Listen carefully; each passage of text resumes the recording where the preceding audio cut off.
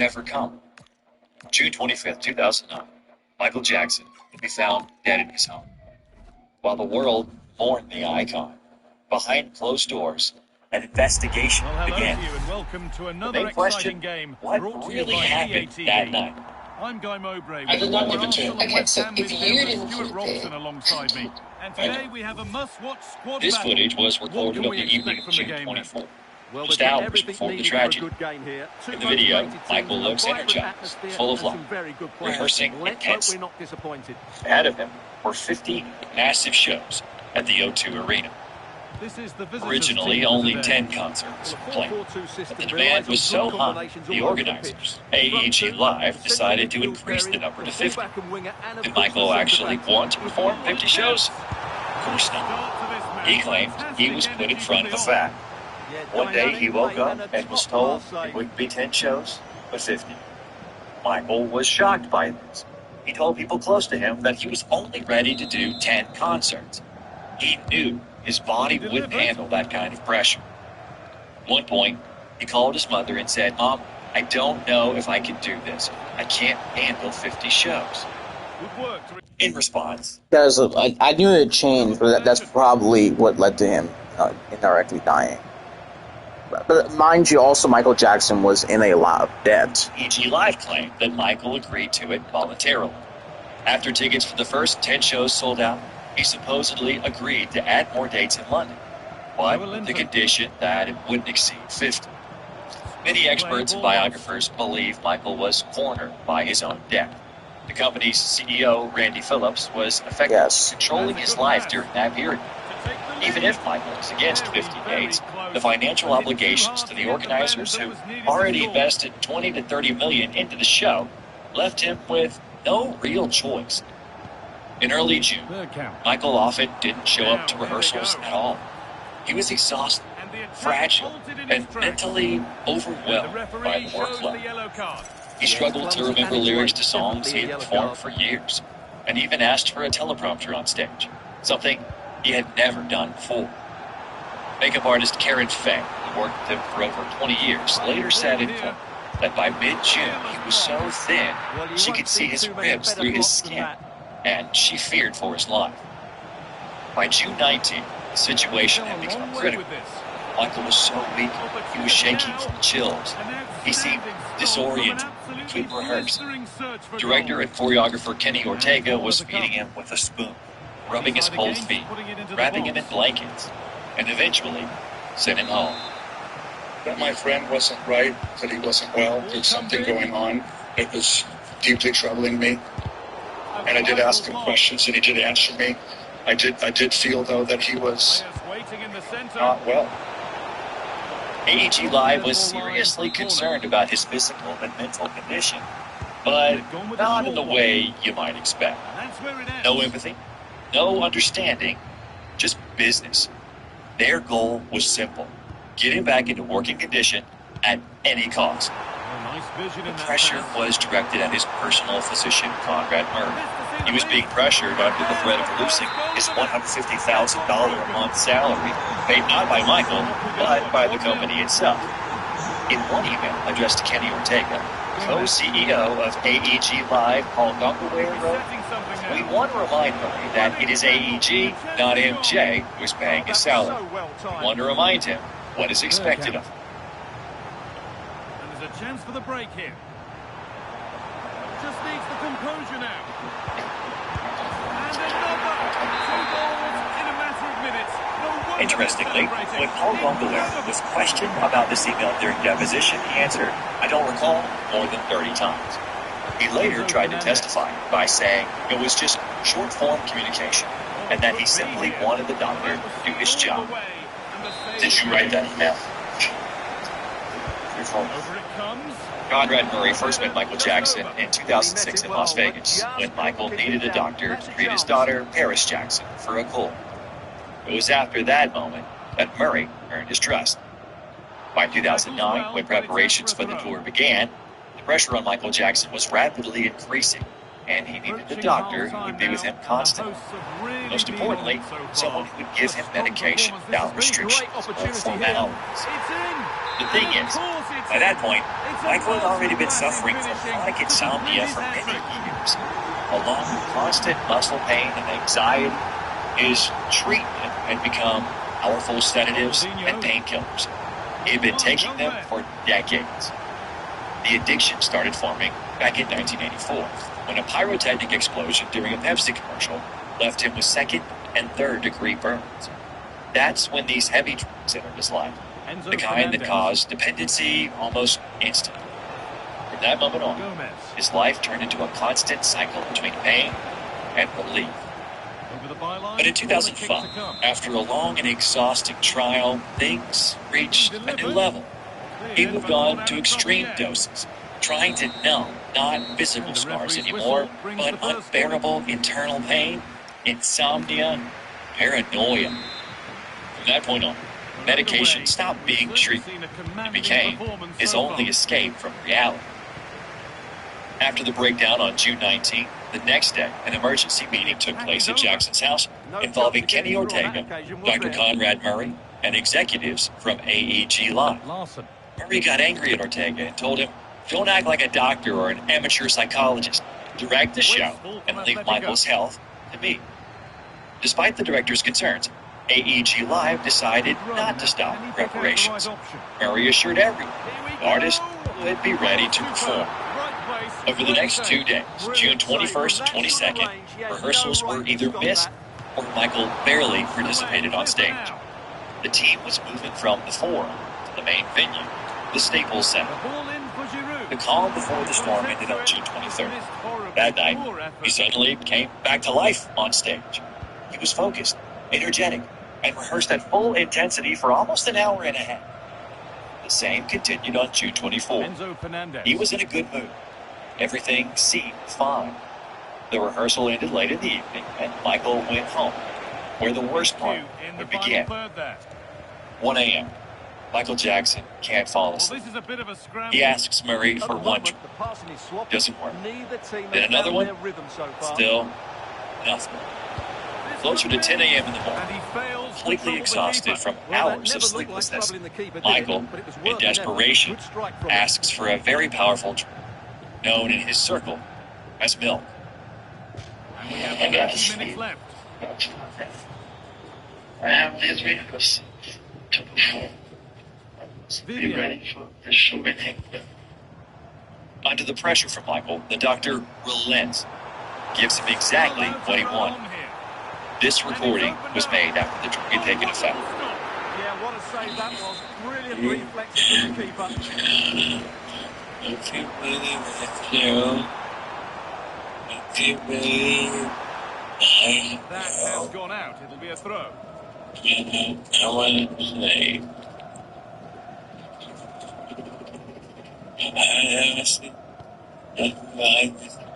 Read the pass well and cuts it out. go. Well, that's going to be a free kick. At 10:50 a.m., Michael falls asleep, but he will never wake up again. Larson. At 11:50 a.m., Murray notices Michael Jackson is not breathing. Instead of immediately calling 911, Murray wastes precious time on personal matters. While Michael's life hangs on the balance, the doctor is busy making phone calls to his girlfriend and insurance agent. Enzo Fernandez. The first point of call for a lay person is to call 911. They call it for a skilled person. I am a specialist. I have the skill. I can start immediately. If you can do CPR as early as possible, that's great. But I don't know how long I can stop. So you didn't think you needed to call 911? No, I'm not saying I needed help. I needed help for sure. Well, 911 too. It isn't until 12:13 p.m., nearly half an hour after breathless, that Murray finally decides to take action, call someone from Jackson's team. He calls Michael Amir Williams, the singer's assistant. But even then, he avoids the truth. Instead of reporting a cardiac arrest, he simply said Michael had a bad reaction. He tells him to get there fast. I fucking knew it. I knew it. This girl's blaming. What did he say? He said, "Where are you?" I said, "I'm downtown." Fantastic looking ball. He said, "Get here right away. Mr. Jackson had a bad reaction. Get here right away." And I said, "What's going on?" He said, get somebody up here immediately. And then that terminated that phone call. Yes, sir. Then Murray calls a security guard into the bed. Alberto Alvarez rushes in and steps cold, witnessing a total medical absurdity. Murray is performing CPR with only one hand, while Michael lies on a soft mattress. An effort that is utterly useless on such a surface. Instead of rushing to save, the doctor stops and orders Alvarez to help stash medical vials and IV bags into bags. Only after the room is partially clean does Murray finally say, Alberto, hurry, we need to take him to the hospital. We need an ambulance. Murray wasted critical time trying to hide evidence of powerful drugs instead of immediately calling for medical help. We have a gentleman that needs help, and he's not breathing yet. He's not breathing, and we're trying to pump him, but he's not. Okay. He's 50 years old, sir, 50. Okay. He's unconscious. He's not breathing. Yes, he's not breathing, sir. 5 minutes later, paramedics from the Los Angeles Fire Department arrive on scene. They find Michael Jackson without a pulse and not breathing. Conrad Murray insists on continuing resuscitation. At 1:07 p.m., Michael is transported to the Ronald Reagan UCLA Medical Center. Resuscitation efforts continue for more than an hour, but without results. 2:26 p.m., doctors officially pronounce Michael Jackson dead. Right after Michael was declared dead, a very strange conversation takes place between Murray and the assistant Williams. Murray says they need to go back to the house to pick up some kind of cream. He asked, he said that there's some cream in Michael's room or house, big room, that he wouldn't want the world to know about. And he requested that I or someone give him a ride back to the house to get it so the world, wouldn't know about the cream. To get the cream so the world wouldn't know about it? Yes, sir. Williams is shocked. Only minutes have passed since Michael's death, and the doctor is already worried about some cream. Sensing something was off, the assistant lies to Murray, saying the police had taken the car keys. In reality, Williams immediately contacts security and orders them to lock down all entrances to the estate. He understood one thing. Murray must not return to that bedroom before investigators arrive. Later, it turns out that by cream, Murray meant medication used for vitiligo. But people around Michael believed it was just a cover. The real goal was to get back into the empty bedroom and destroy the main evidence, traces of the very milk that killed the king. The trial of Conrad Murray begins only 2 years after the artist's death. At that time, the doctor completely denies his guilt.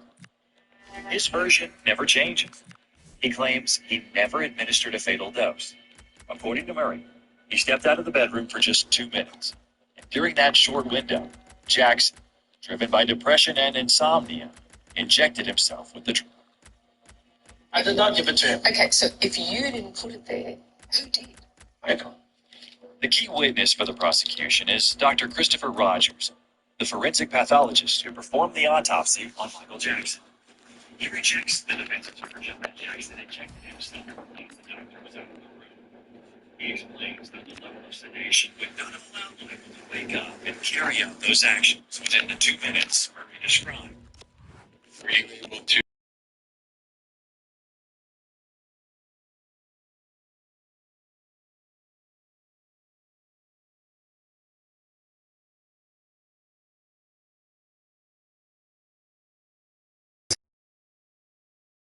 Maximum under that charge. In 2013, he is released after serving about 2 years due to California's prison overcrowding policies and good behavior. Today, Conrad Murray lives far from the Hollywood spotlight. After losing his medical licenses in California, Nevada, and Texas, he eventually returned to the Caribbean. In 2023, he opened a private medical institute in Trinidad and Tobago, where he continues to practice medicine to this day, still maintaining his innocence in the death of the King of Pop. But we all understand. Allow me to introduce the leader of our delegation. She is the closest aide to the Sorcerer King Heinz Mungo, Lady Albedo.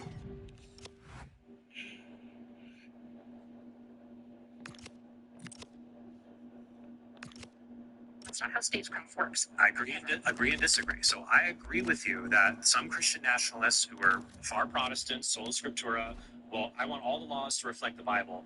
That bites them in the butt because the Bible doesn't have an explicit prohibition on abortion. It doesn't have an explicit prohibition on pornography. In fact, the reason Protestants were late to banning abortion, I did an episode of my podcast called When Protestants Were Pro-Choice, that back in the 60s and 70s, even the Southern Baptists were moderately pro-choice because they couldn't get from the Bible, we need to outlaw all of this. So, and the same thing with things like pornography, it's not directly in there. So for me, as a Catholic, I would say, yeah, the reason I'm going to pass laws is only from those things where the natural law informed us in ways that I can communicate it to any person, even if they don't believe with my divine law. Perfect. And that's fine.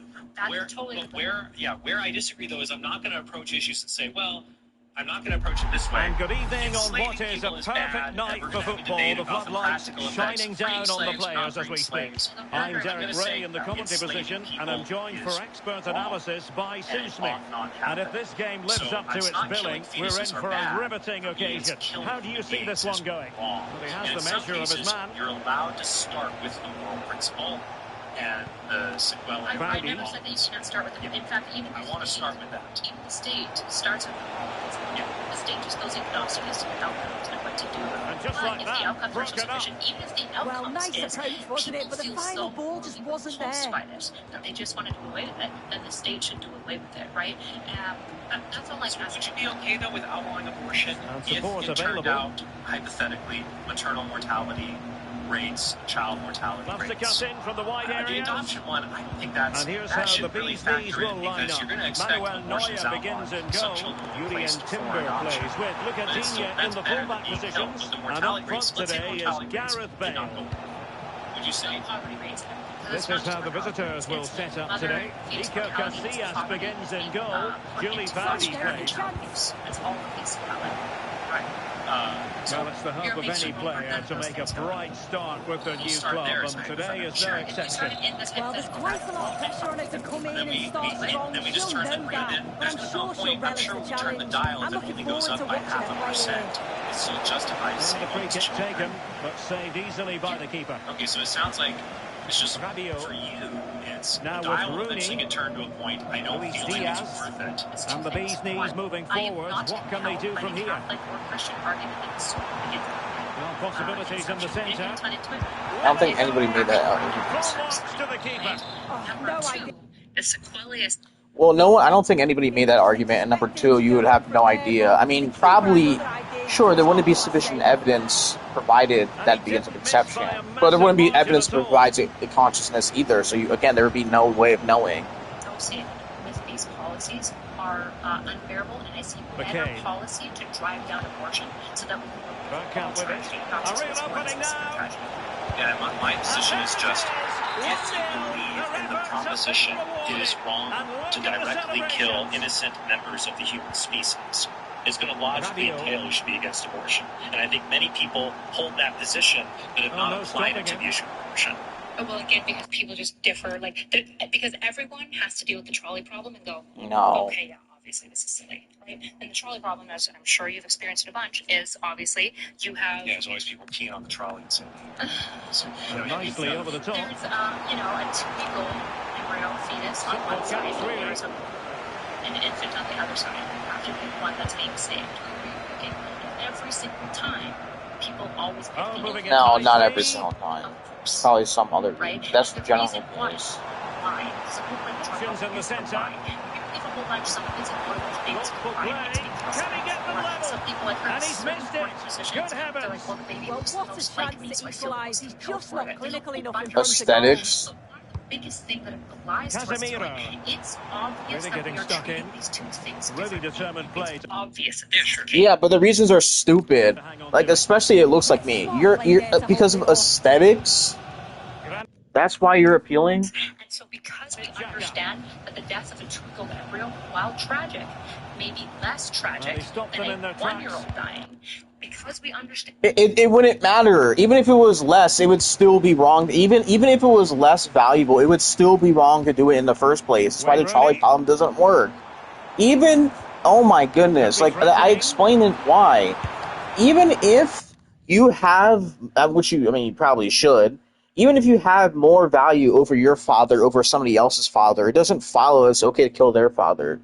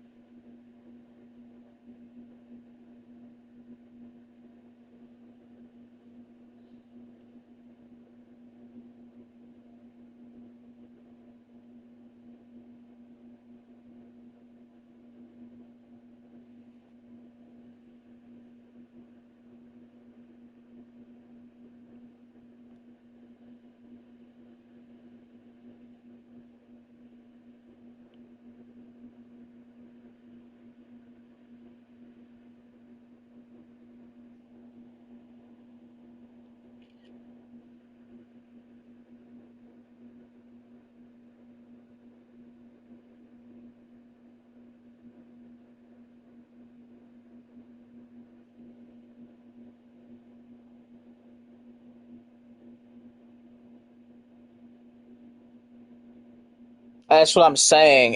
It's literally a correlation causation fallacy.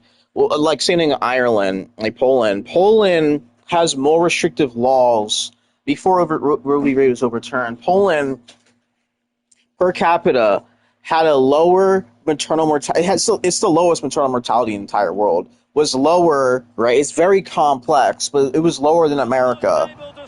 And both maternal and infant mortality, right? It doesn't. It's a correlation causation fallacy because you clearly have examples of other countries where that's not the case. That we might go, well, the death of a tweakled embryo might be less tragic. I can solve the problem. Sure, go ahead, finish up, and I can solve it. The death of a tweakled embryo may be less tragic than all of the sequelae associated from a woman being banned from abortion. Okay. The problem is solved in this way. Again, somebody else's father dying is probably less tragic than your father dying, but it's still a tragic event, and it's not justified to kill that person. Again, it doesn't follow. Oh, that's a red. That's a red. I think that's a red. All people are affected by death equally and unequally. So death. The verdict is caution. Yeah, it's a clear foul. The ref had no choice, did she?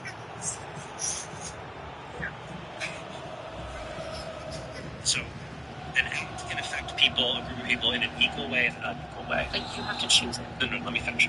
All right. So, for example, if I went to an opera and I released a gas that made people tone deaf, it would affect everyone in the theater the same way. They lose the ability to sing. That would more gravely affect an opera singer than a regular person. Yes. Because they rely on that more. So death. Yes, that's true. Like death, it would affect people more, death, because you wouldn't be alive, right? But that's a good analogy, actually. Like if your job literally hinges on you singing, that's a problem. Whereas if you're like a UFC fighter or you're a truck driver where you don't sing at all, then it's not really going to be an issue. It would affect them in the same way. You can't sing, but it would have more negative effects since your job hinges on that.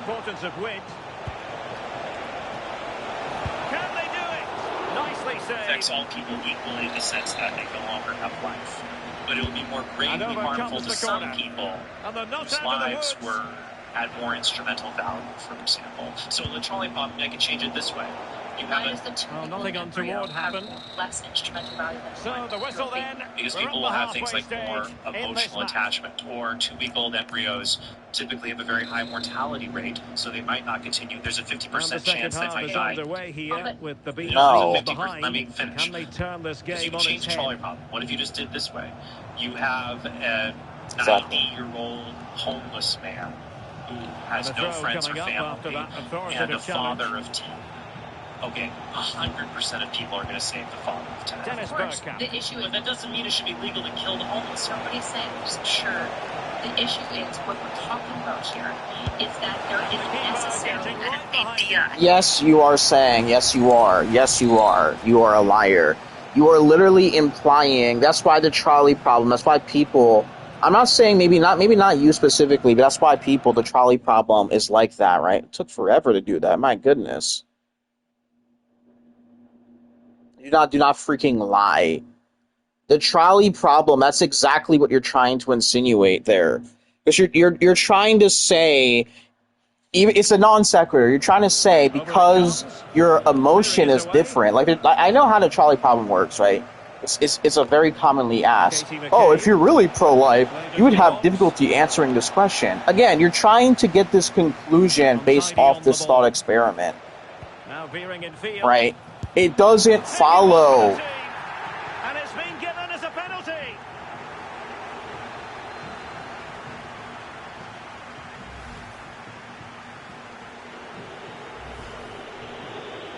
And time for the change now.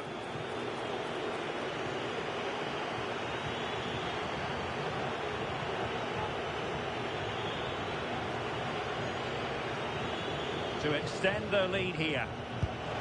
A goal! Accurate on the spot.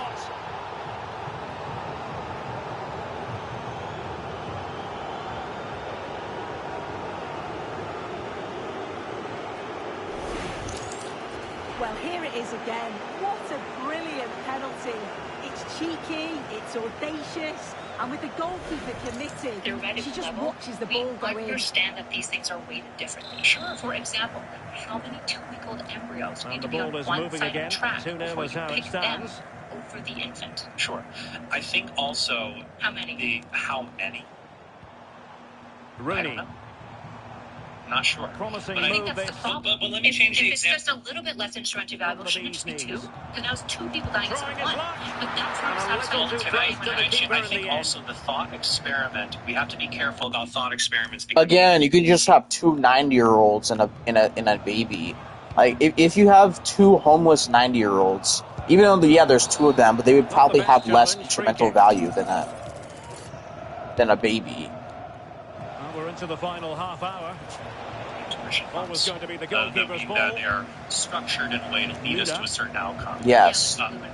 But for sure, I don't think so. So let me change it a little. When we say embryo, we are accustomed to dealing directly with infants or observing them directly much more than in fact 2-week embryos don't even see them on ultrasounds. We don't directly deal with them, so they're foreign to us.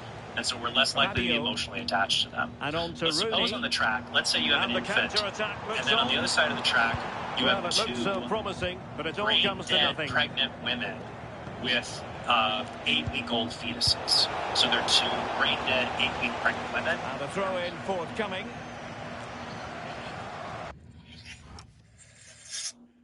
So we've got 8 weeks. 8 weeks versus what's on the teammates around her. 1 infant and 2 brain-dead pregnant women. To be booked. I'm picking the infant. Don't actually. I don't know how much. Wait a minute. Wasn't she the one who literally said brain death wasn't the sign of death, even though it is? Delivered into the box. Not the most confident clearance. Could be a stunning piece of goalkeeping. Yeah, that's a real confidence before I pick them. I think the answer might be I don't know if I ever pick the baby. I think I pick the baby even if there's 1,000. But the placement made it a simple take. For example, let's say it's a man and there's an infant that is a stranger to him, and it's his brain-dead pregnant wife carrying his child.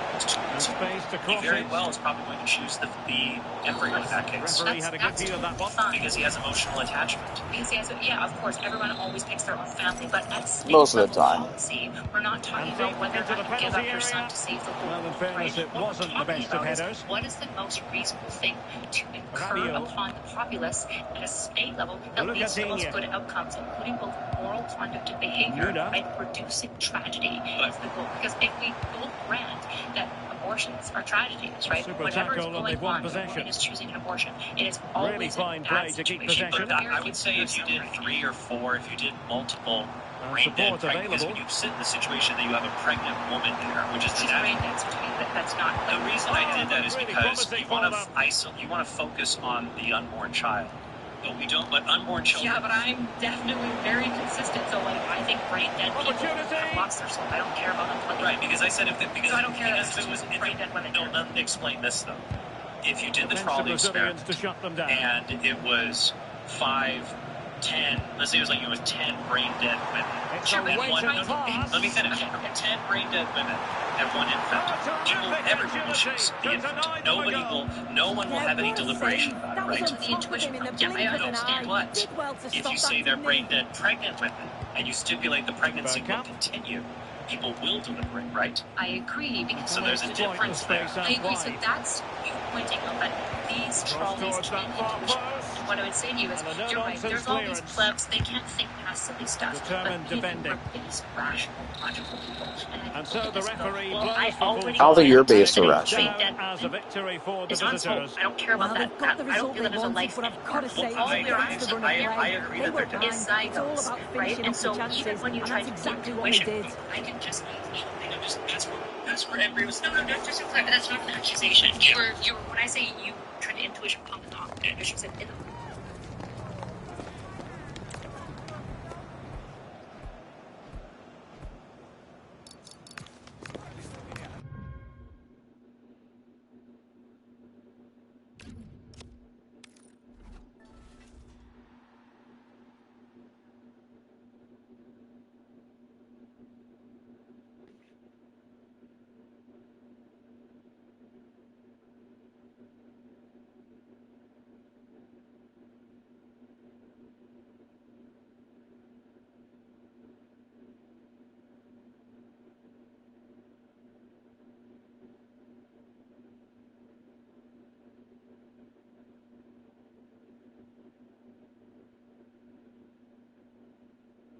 opposite direction of my trolley did.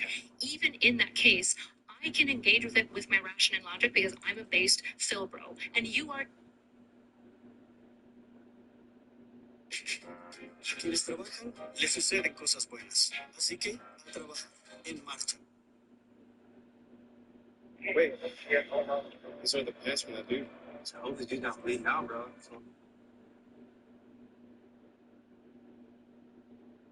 Are too, which is why even in my trolley problem, despite me potentially in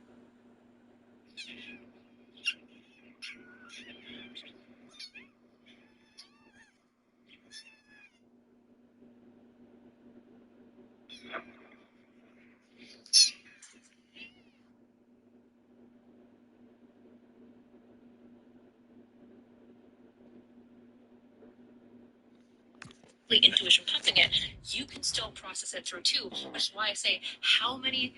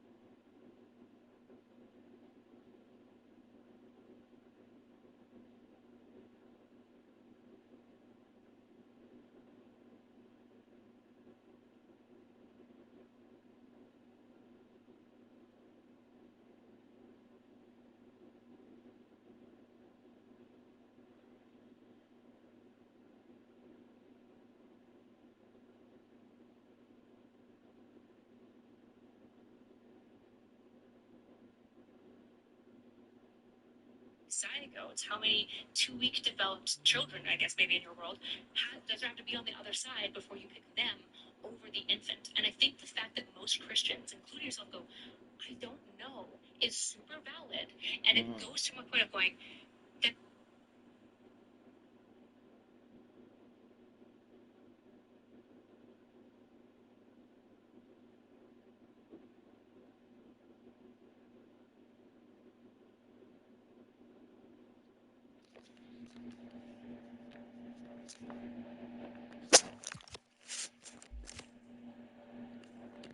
Alright, that's enough. Wait, well, let me see my rank first. And then that's enough.